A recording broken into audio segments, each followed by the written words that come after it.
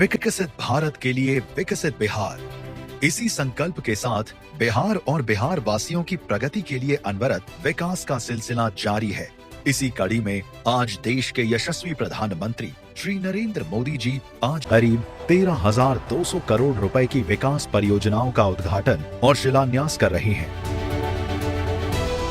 ऊर्जा, स्वास्थ्य, आवास, सड़क, जल आपूर्ति और रेलवे से जुड़ी कई महत्वपूर्ण परियोजनाओं से बिहार के करोड़ों लोगों के जीवन में बदलाव आएगा।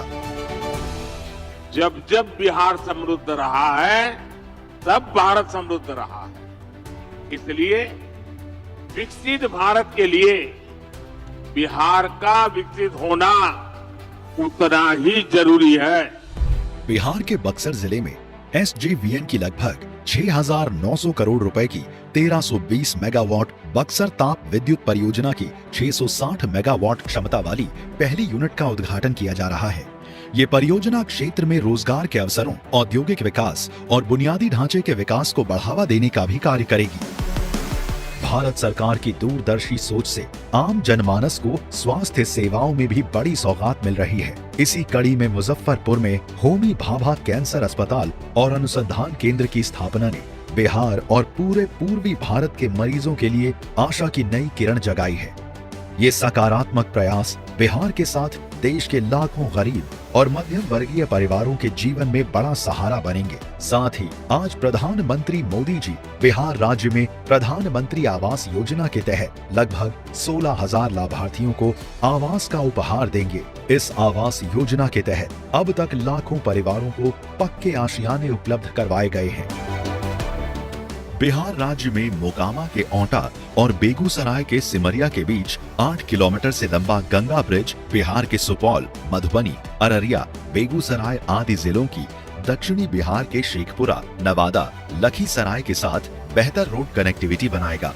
पुराने जर्जर राजेंद्र ब्रिज से भारी वाहनों की आवाजाही बंद होने के कारण 100 किलोमीटर अधिक दूरी तय करनी पड़ती थी। अब वो सफर केवल 8 किलोमीटर में संभव, जिससे समय व ईंधन की बड़ी बचत और लॉजिस्टिक लागत में कमी आएगी। राजेंद्र ब्रिज पर वन वे ट्रैफिक संचालन के कारण लोग जाम में अटकते थे। नए गंगा ब्रिज से लोगों को बड़ी राहत मिलेगी। साथ ही refinery, Barauni thermal power station, Barauni Sudha dairy, खाद कारखाना सहित स्थानीय उद्योगों को मिलेगी नई मजबूती और स्थानीय कृषि उपज की बड़े बाजारों तक पहुंच सुगम होगी।